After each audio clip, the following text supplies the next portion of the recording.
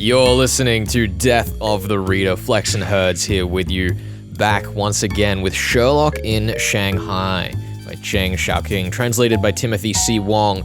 We are in our second week. We are going to be talking about Entry 4, the examination paper, Entry 5 on the Huang Pao, and the sixth story, The Cat's Eye. And Herds, today for us you are going to be unraveling the plan of Hosang 4 on the Huang Pu. You know what? I've said so far I'm finding these stories to be fairly predictable. So in that sense, I don't know how much trouble we can have with this, but to truly know the inside of the mind of Chinese Sherlock, Mr. Hosang, is, I think that's going to be a tricky time. I think it's going to be a bit of a puzzle for me. He's acted somewhat differently to Sherlock in the past, so I'm excited to see how I go. So our first story in this little stretch here, the examination paper, honestly was the most bewildering thing I've read in a murder mystery in a long time. How so? How is it bewildering? It's the most simple thing I've read in my entire life. I know, and that's what blew me away. It's literally just Balang has an exam. He's reflecting back on when they initially became friends, and the story is about Balang sitting down, writing an exam out, and then writing a letter to his mother. Yeah. And then all of a sudden, the exam goes missing. Where could it have gone? And one of his friends, who's also in the same class as this difficult philosophy paper, runs out of the room. Another friend who's there is just kind of chilling. One of his nemesis at the university comes in and asks to borrow a pen. It's a catastrophe. It's just pure chaos. Look, I love this story. I don't know if bewildering is the right word, but it is fantastic because it is such a simple story. I'm going to spoil it for you. What ends up happening is that we realize that even though we have, three of these suspects, each with means, potentially a motive, like for us seasoned murder mystery veterans, there's all sorts of rhetoric we can get into about the nature of collaborations and accomplices. But what it essentially boils down to is that Hosang walks in the door, speaks with his good friend Bao Lang, and says, I've figured it out. And he walks back and comes back with the letter. And it turns out that when Bao Lang went to put his mother's letter on the table to write it out, it was over the top of the examination paper. So both papers were taken out by the janitor who was going to go mail the letters for him. Mm-hmm. Which is I don't know if it's a compelling story and there's no high-speed river chase or anything like that. But there is, I think, a certain beautiful simplicity of this story because the moral at the end, which Hosang actually spells out for us, is that because Bao Lang was so close to the mystery, he was the one who was getting flustered and worried, that Hosang, having a sort of objective perspective, was able to figure out exactly what was wrong and fix it, which is excellent for, most people and teaching people good reasoning.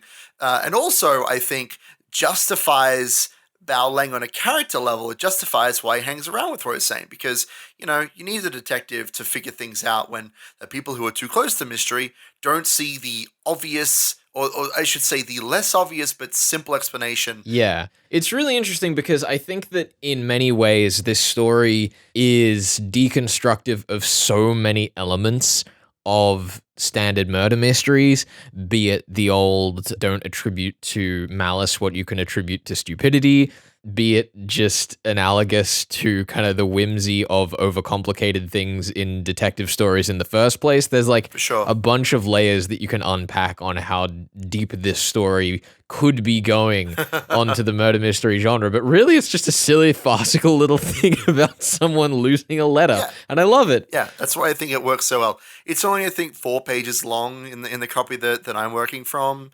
And I don't think it needed to be more than that. Yeah, I also think that because this story was a lot more simple, the translation in this one came across a lot better. There's a lot of the kind of goofy intricacies of how the characters speak to each other and the say it ain't so's that I think just flow a lot better because the simple story isn't bogged down with trying to be linguistically clever. There's something really charming about that. It's just, he sat down and said, well, how am I going to explain the origin story of my two characters? And it's not, the queen asked us both independently to solve a murder, and then we ended up working together out of mutual respect. It's just, oh, I lost my exam paper. Help me, Hossein. Come here. Help me out as a friend. I do love the way that their relationship is portrayed in this story too. It's just so comfortable. Yeah. A lot of the other murder mystery partners that we have through history, I particularly think back on Archie Goodwin and Nero Wolfe and seeing how their relationship is functional through being dysfunctional, where Archie is very much the literal legs of the detective who cannot get up and walk around, whereas Hosang and Bao Lang, it's literally just they're buddies at university and they work well together. There was never any trouble. They don't have any kind of crazy problems. No, it's just very simple. I think there is something to be said also that we now have established that the Bao Lang is an intelligent human being, right? He's not the kind of parody Watson who's like, looking at the ground with his magnifying glass saying, "Oh, Sherlock, I found a clue. You should take a look at this.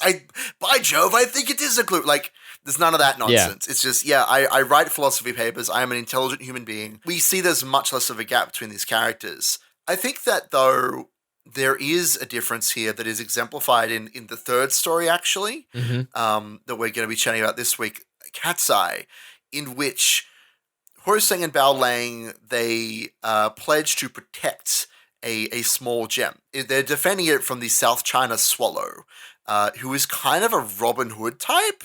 That's kind of his character, it seems. He's listed in a footnote by the translator, Timothy Wong, here as effectively the Moriarty-esque nemesis of Hosang here. But it's kind of interesting because unlike the unbridled intellectual monstrosity that we typically see, for example, Moriarty portrayed as in modern Sherlock adaptations, the South China Swallow is really just, as you say, this kind of Robin Hood guy who almost ends up always doing the right thing, but getting away with a bunch of money. Yeah. Well, it's getting away with what he wants. Yeah. Because his intent with stealing this cat's eye is actually so that he can donate the money, but it turns out that in the end, even when the South China Swallow believes that he has gotten away with the goods, he returns it and says, "I heard about you making that rich man, pay the orphan kids money in exchange for protecting this gem so you can have it back, and I'll even forward some of my money that I have lying around to meet you on that." Yeah.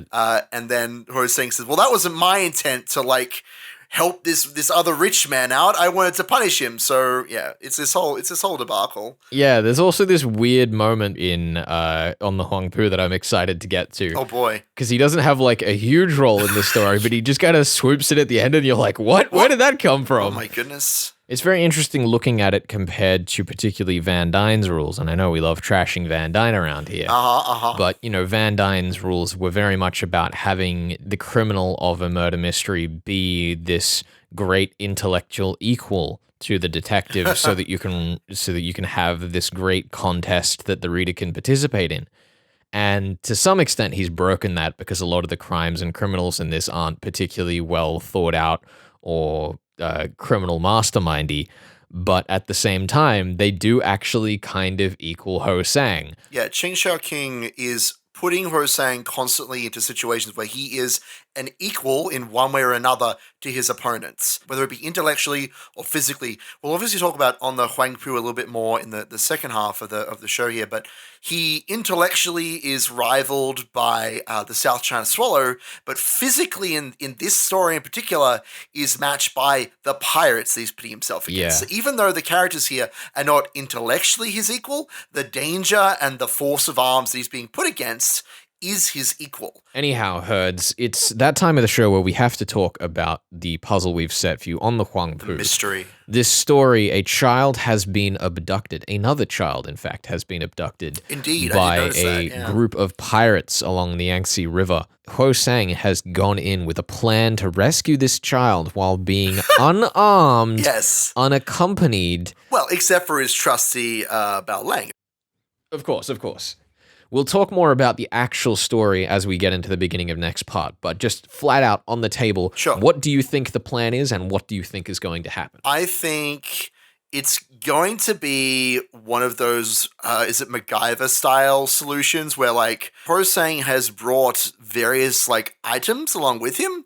I think they're all going to factor into it. I think they're all going to factor into the solution. And I think that the half a ransom money ploy here is actually just to stall for time so they can be on the boats. I think they're going to overpower the guards and use the handkerchief that Bao Lang has. He said, what if we get sweaty? I think he's going to actually tie the handkerchief to probably the flagpole, because that was made a big mess out of, to signal like the cops. Because as long as the like pirates are trying to get the ransom, they got plenty of time to like secure the kid and give the police time to like get on the boat and get everybody out of there. I think that's what's going to happen. That's what's going to go down. Well, Herds, we will be back with that for the last part of the show today.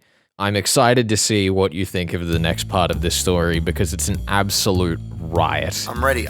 It sounds insane to me. You're listening to Death of the Reader. We are discussing Sherlock in Shanghai by Cheng Xiaoqing. We are talking the 4th, 5th, and 6th stories in that collection today. We are Flex and Herds, and we'll be back with that in just a second.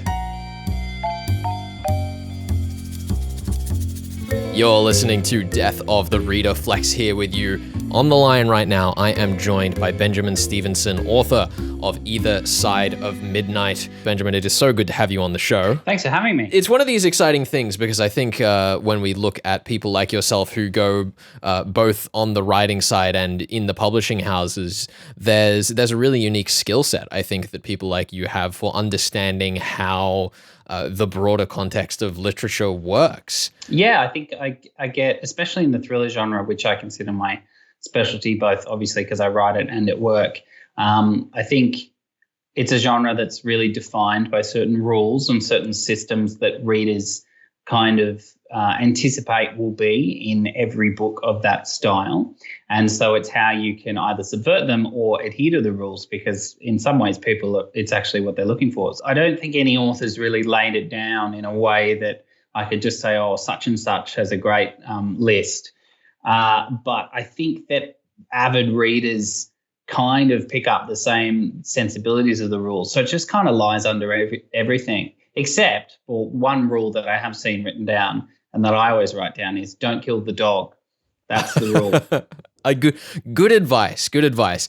Now, I think that's kind of a good lead in to the question I had that led us to having this discussion today, which is when we look back at the kind of quaint old rules of Knox, of Van Dyne, of the old masters of the golden age of detective fiction, compared to the thriller writing that we have today, compared to the very intense crime fiction that we have in today's stories, what's driven that change towards these big, long, mind-bending twists and turns through all facets of society compared to the country house mysteries of the golden age? I kind of think there's two things that have driven major changes, and one is the visceral nature of newer works and the way that the world's opened up in terms of censorship in their films and stuff.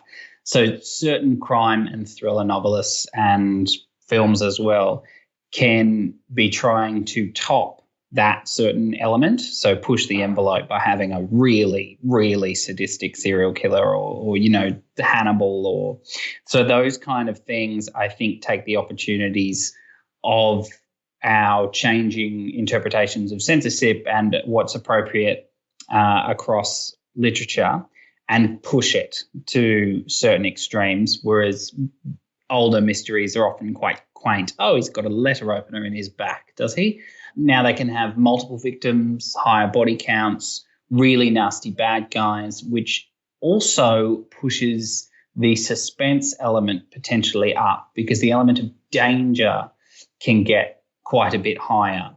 And so I think that's also changed quite a bit as well. The old-fashioned ones, I think, often target the cerebral part. You want to solve the puzzle. And I know that, Sherlock Holmes gets thrown off a waterfall by Moriarty, but he's not often in significant danger in the same way that protagonists find themselves in now. So I think that the suspense gets lifted in that kind of way from there. And then when we look at your latest release, Either Side of Midnight, you come out the gate with this phenomenal opening on the set of Midnight Tonight with Sam Midford. And the punchline of that prologue really just drives home the intensity that I think the rest of the book carries on really well after kind of simmering and letting you crawl back into the kind of explosive nature of that introduction.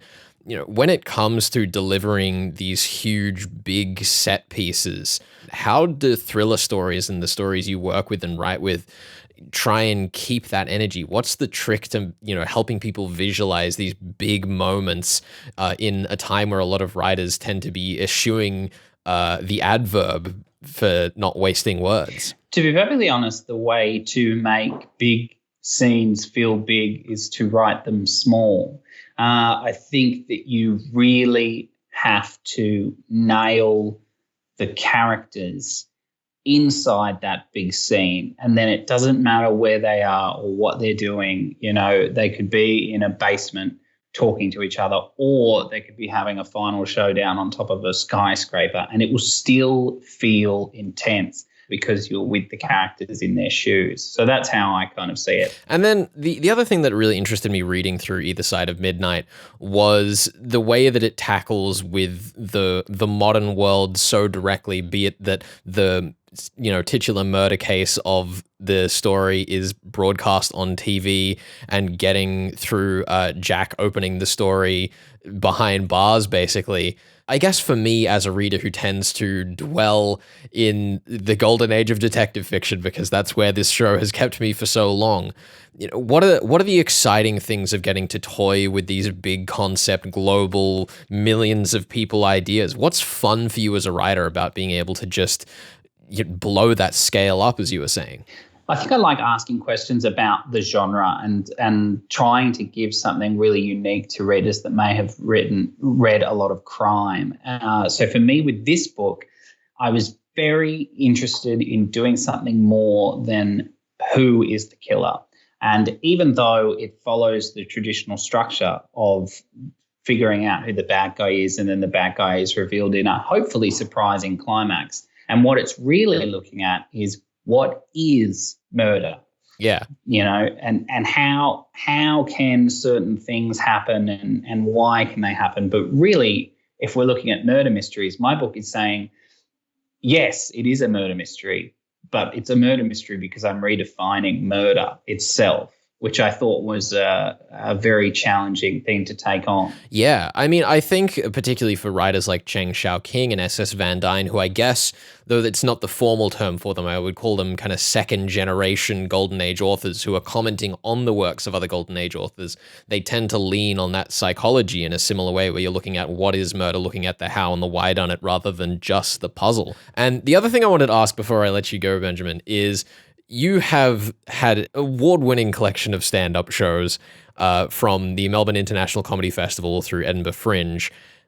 And I think that reading through this book, I could get a sense of comedy creeping through. How is it that you can effectively bring a bit of lightheartedness to temper the tone of a book that is as intense as Either Side of Midnight? I think comedians have the blackest sense of humor out of anyone you'll ever meet. So it's, that and ambulance drivers, I think they have a very, very dark sense of humor. So I think I was able to use that dark sense of humor to my advantage. I think, though, I wanted to make sure it's not a humorous book, but I think that my lead is reasonably, partial to a witticism every now and then. But I knew I was writing a very, very dark book. Anything that deals with the themes of suicide, I think, is something that is dark, and especially modern mental health and the topics that I dealt with through the novel. So I wanted to make sure that it was, to be honest, still enjoyable to read. Like, I don't want to beat readers over the head with the themes and the morals of the story. A comedian is really just a good observer, and as is a good novelist. So I'm really just using the same skills where normally you try and draw a laugh out of somebody, even if I'm just describing a scene. It's observation, and it's noticing the small things and turning them, whether it's a sentence or you are looking for that punchline. Yeah, that's really interesting. That's kind of like a nice parallel to the role of the detective, I suppose. Yeah, I think That's all comedians, writers, even, musicians, everyone's playing detective. You're just trying to read people and make them feel something by observing them. Yeah, well, fantastic. Benjamin, thank you so much for joining us on Death of the Reader. Thank you for having me on. Either Side of Midnight is out with Penguin Random House Australia, September the 1st. Get yourself a copy. I've had a blast reading this book, and again, thank you so much for coming on the show, and thank you so much for writing this. It's been a hoot. No worries. Thank you for reading it. Appreciate it. You're listening to Death of the Reader. Flex and Herds here with you. Today we are discussing Sherlock in Shanghai by Cheng Xiaoqing. Stories 4, 5, and 6. At the beginning of this episode, we were talking particularly about stories 4 and 6 as we went through our thoughts generally on them. But we made Herds stop a little early in the 5th story on the Huangpu so that he could solve what Ho Sang's plan was. I don't know if Ho Sang knew what his own plan was, honestly. Herds, listen, you're getting your point. Let's just get that out on the table. Well Good. done. I'm okay with that. Well done. It was goodness. that they were going to signal for the police after overpowering, though admittedly not through direct physical force, the 2 guards in the room. You say that, but they were like, here are your cigarettes that have drugs in them. And then one of them tried to get up, so they just knocked him down. So they overpowered at least one of them and then shot a cook in the leg. They overpowered them with science. Science, yeah, that's exactly it.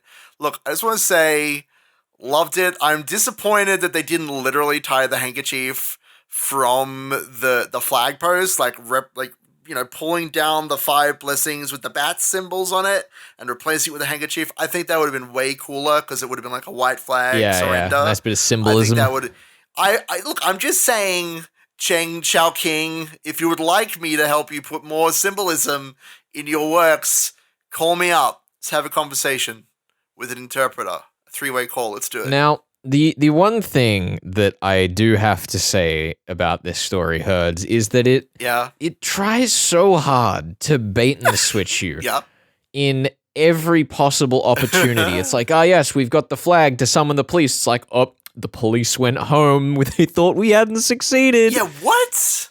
That's so strange that they were like, the policeman just disappeared. Because, again, that's evocative of Sherlock Holmes's, conflict with the police.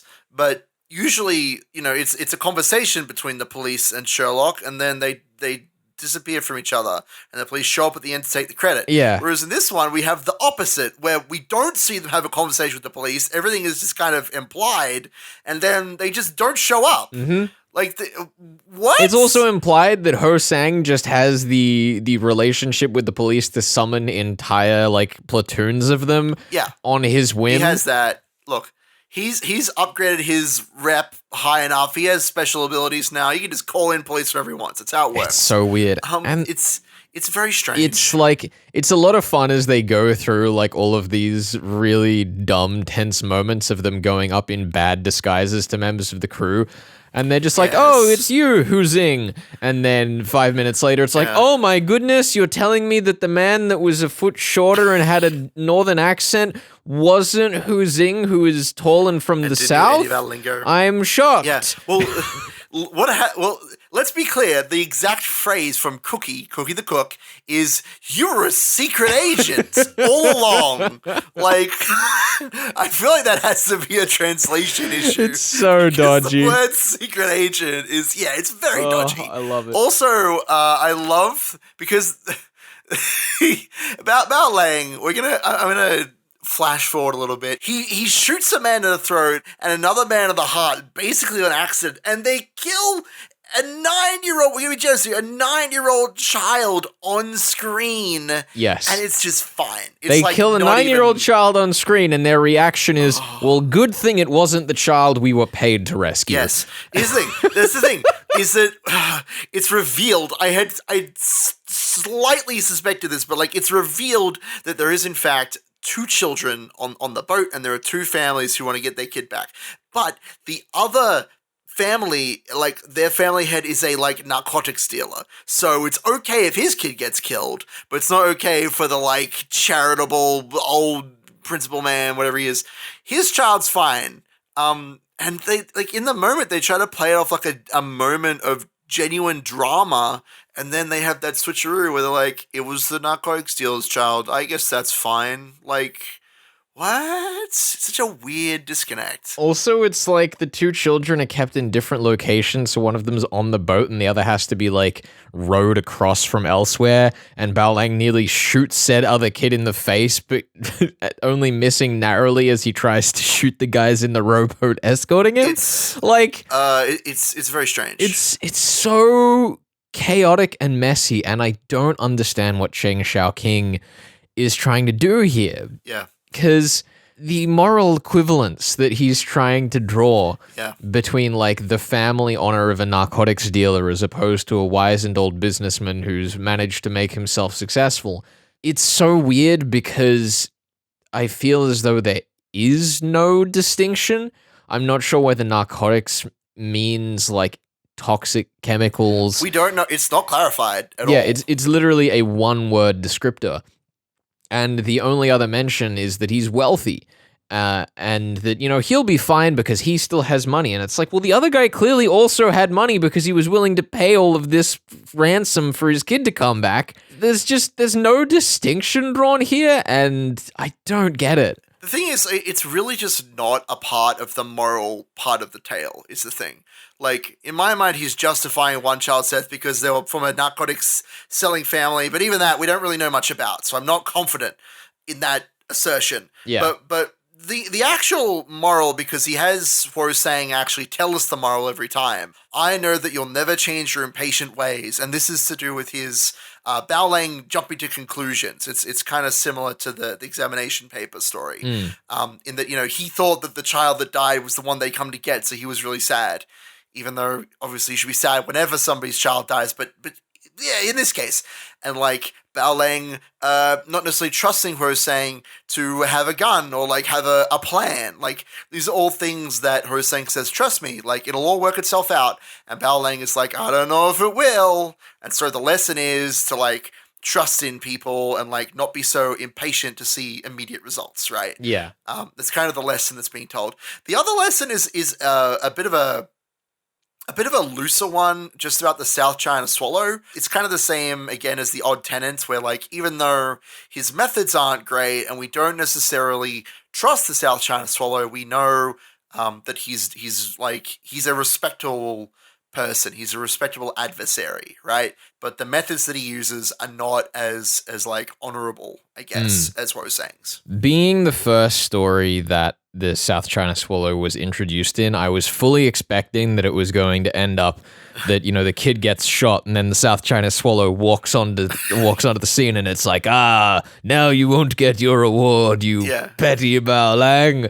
But I was pleasantly surprised to be wrong about that. As pleasantly surprised as one can be about the death of a child. I know, child murder. It's never a particularly nice topic, but, you know, we got to talk about it. Yeah, I know. Cheng Xiaoqing's decisions here, some of his decisions are very interesting in this story. But at the very least, it does hit that swashbuckling tone. Yeah. It does very much feel like an adventure. And like one of the chapters is called, like, The Bloody Battle. And it's very much about, again, the intellectual superiority of our main characters of Bao Lang and Ho Sang going up against this, like, nasty, monstrous pirate gang without completely, like, dehumanizing them either. I'm really looking forward to, as the show kind of goes on, getting into the other authors who were working alongside Cheng and authors that may have learned from him as well and been inspired by the adventures of Ho Sang and Bao Lang. Well, Herds, I think that is where we will wrap today's discussion. It has definitely been one of the weirdest weeks on the show for me in terms of what we have covered in this book. And I had a great bit of fun getting to show you through this one. Next week on the show, we are going to be talking about stories 7 and 8, At the Ball and One Summer Night. And Herds, your puzzle next week is to read story 7, parts 1 and 2. Oh boy. And tell me what's going on there, okay? That's your second point. I'm excited. I'm ready to launch myself into whatever that's going to be about. I'm scared. That will be our last week covering this, and then Herds, you have to find us a book to go to next. I'm scared to see what you will pick. I got some ideas. I'm looking forward to it. You're listening to Death of the Reader. We are Flex and Herds, talking Cheng Xiaoqing's Sherlock in Shanghai, translated by Timothy C Wong. I'm very excited to get further into that with you next week. We will see you then. You've been listening to 2SER.